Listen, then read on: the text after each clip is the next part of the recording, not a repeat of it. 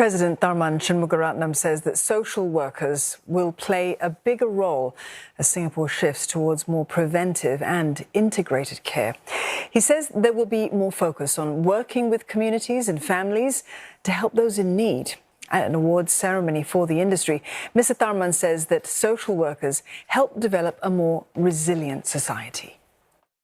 And as social workers, you do play a special role, not only in helping the vulnerable and those in difficulty, but in helping to engender that culture of solidarity and respect for all, enabling people to regain confidence in themselves when they've taken a fall, but also linking them up with voluntary groups and community initiatives that enable everyone to contribute. 3 people were recognized at the Outstanding Social Worker Awards ceremony. The top prize went to contributions to how social work is supervised and taught. Other efforts include programs to teach mental well-being and life skills to children and improving how child sexual abuse cases are managed. We have 2 of the award winners with us here in studio this evening. Associate Professor Peace Wong, she's Deputy Head at the Department of Social Work, NUS, and Nisha Verma, she's Manager, Child Protective Service at the Ministry of Social and Family Development. Thank you both for joining us this evening, and congratulations to both of you as well. Thank you. Prof. Wong, let's start with you. The award that you received today has been described as the pinnacle of recognition for social workers. It's a challenging career to sort of get into for younger people who might be sort of interested, or they might aspire to do the same kind of work. What can your journey actually teach them? I have worked in both the social service sector and the education scene for many years, and having worked with the different agencies and people, I realized that it is so important to integrate theories with practice. And I think that, for the younger social workers, I just want to challenge them to think differently about the future, because there are just different possibilities that we can imagine about social work practice. Right, and I guess, Ms. Verma, should we bring you in now, considering you're one of the younger social workers, I'm sure. And what you do is simply amazing. I mean, it's emotionally challenging, right? Having to deal with, I would say, children in crisis. Yeah. Help us understand, what is the most challenging aspect of your job that few people know of? Right, so I think working as officers in Child Protective Service can be very emotionally demanding, taxing, and also quite overwhelming, because we deal with crisis and abuse on a daily basis. We also witness children, who are traumatized and who are highly vulnerable. And oftentimes we have to interface families who would be quite hostile and frustrated with us because they don't understand why, Child Protective Service have to be involved with their families. And there are times that, the nature of abuse is such that it is hard to detect, and there can be active concealment and intentional evasion by families regarding the abuse.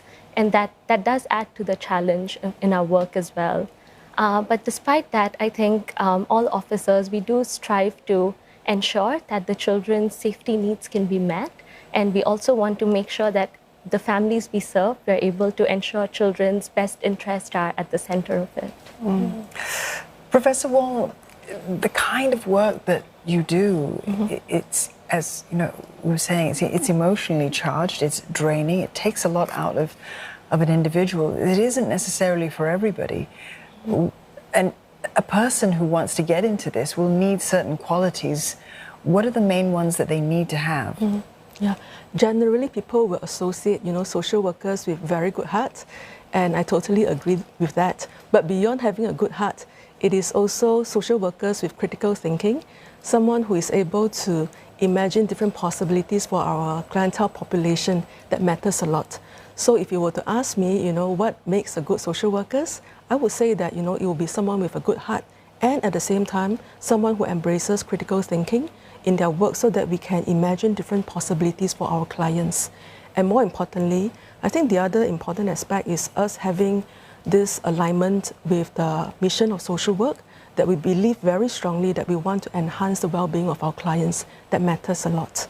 You know, Professor has talked about critical thinking being a key aspect. So, Ms. Verma, I mean, your work is obviously exemplary. I mean, having won this significant award, but you also adopt a certain approach, which is called the trauma-informed approach to very difficult, complex cases. And is that also where the critical thinking aspect has to come in? Certainly. Thank you for describing it as exemplary. That's very kind. So when we talk about children undergoing abuse and neglect, there's an impact on them. And as social workers, it is critical that we identify that impact and we address it at an early stage as well through interventions. And what trauma-informed approach looks at is really identifying that impact on trauma on children and families as well, ensuring safety, and as much as possible during the course of our intervention to prevent re-traumatization. Because when children have to sometimes retell their stories to multiple parties involved, then that can have an impact on them as well. It could leave them distressed and reliving those instances as well. And that's why to manage that impact, we do have processes in place with KK Hospital, police, and Child Protective Service as well to have joint response for serious cases of sexual abuse as well, so that the kids don't have to go through multiple rounds of interviewing. And that's also an attempt to prevent re-traumatization. Yeah. Professor Wong, your supervisory model, peace process in context, tell us what that model is all about. Sure. In fact, you know, this is a model that evolves as a result of myself observing supervisors in practice. I was then very curious to see how best social workers are being supported in the sector. And because of that, I actually observe about 30 social workers in action, trying to look at, how do they begin to teach the social workers during supervision. And it is there that I realized that there is this very systematic way of process that is in place. So the word peace actually is the different stages that people have to go through.